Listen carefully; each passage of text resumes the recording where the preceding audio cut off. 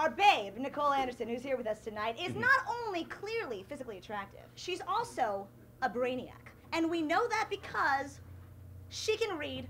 She turns words into sounds. Phrases are both compound and complex. They are mostly right. Mostly correct. I have been talking with her for minutes. So we decided. And she actually is a very smart girl. Paul and I decided that this was the right time for us to introduce a new segment. A segment that we've been dying to try out.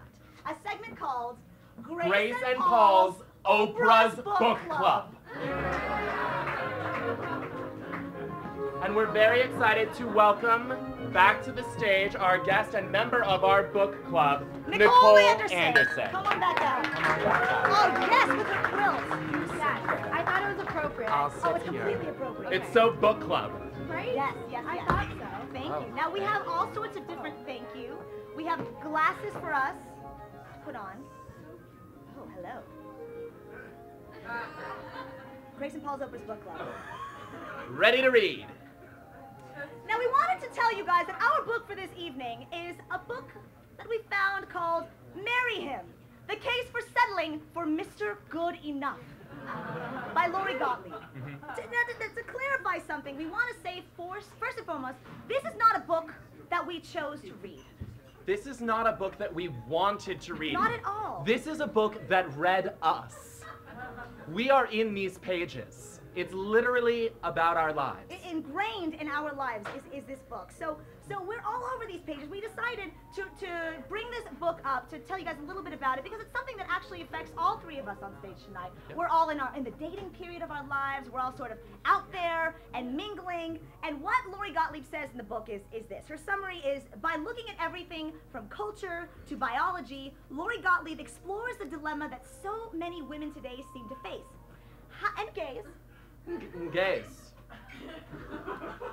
I'm still Carissa for a minute. I'm back. How do you reconcile the strong desire for a husband and a family with a list of must-haves that is so long and so complicated that many guys get rejected right out of the gate? Boom!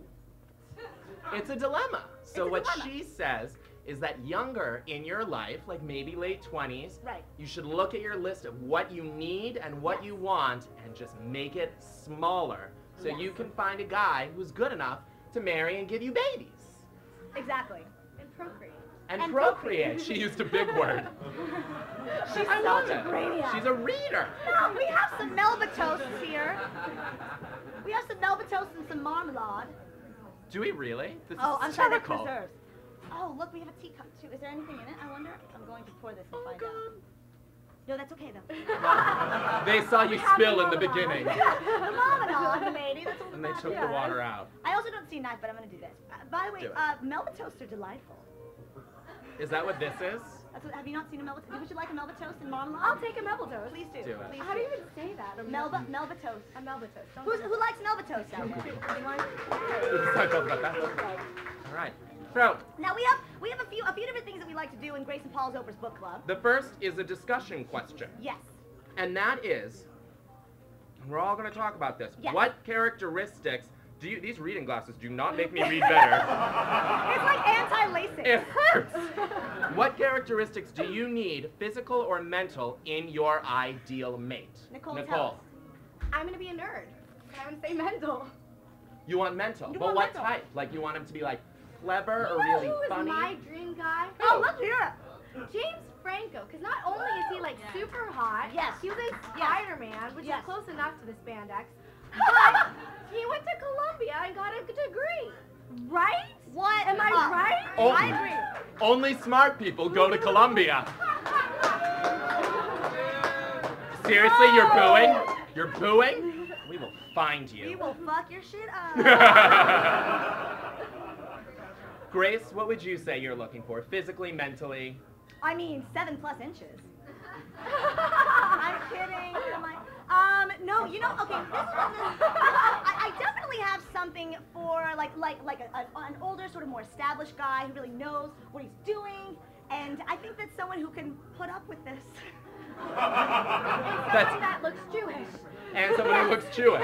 Someone you don't have to be, as long as you look it. And I'm gonna, yeah. I mean, I have lots of things, but what about you? I don't know. Like, I mean, it's pretty much basic, simple stuff. Tall, dark hair, dark eyes, did well in the SATs, ideally an Ivy League school, a stable job, but not one where he has to work too many hours. Wow. Funny, can put up with all of my friends. Did he read the book? Doesn't mind that I read comic books. And a man. That's good. Yeah. Yay for wanting men! All right. Now, in chapter 8 of Marry Him, Yeah. Lori Gottleib asks women, let me see if I can find the page here. She asks everyone who's reading the book to make a list of all of our most despicable qualities, the least appealing qualities, if you will, the things about our personalities that any guy who dates us would have to face. Oh, so dear. are there any characteristics that you know of, that you're like, okay, look, I'm a catch, I'm an awesome person, however, I do have this element that's not great about me. Like, I quilt. Yeah. Or Those guys are into that, okay? That is my kind of guy, sweetheart. Be very careful. Be very careful. So sweet. So sweet. So young. The youth of America. I love it. They're so pretty. Anything you know that a guy should know about you in advance. I'm kind of a workaholic. Yeah? Interesting. Okay. Yeah. All right. Men, do you like workaholics? I wanna know.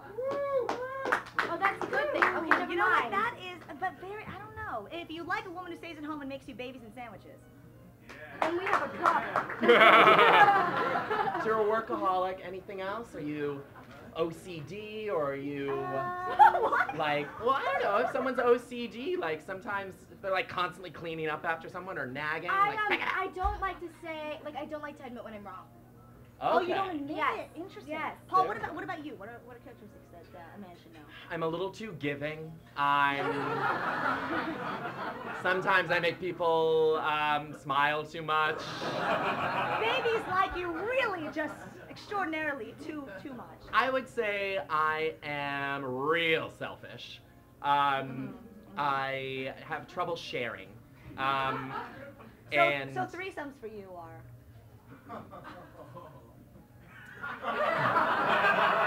I don't have that much trouble sharing.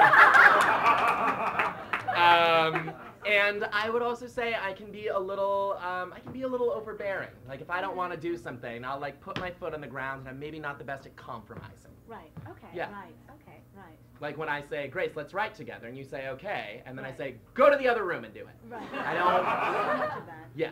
So much And what of about you? Oh, So many, I agree. I think you should go on to number 3. No. Let's see. What I like to have my cereal with vodka and the occasional garden hookup and no. Let's see. Oh man. I mean, I think I would say that I too am a little selfish and definitely want the guy to be like, what up, Grace, and not like anyone else.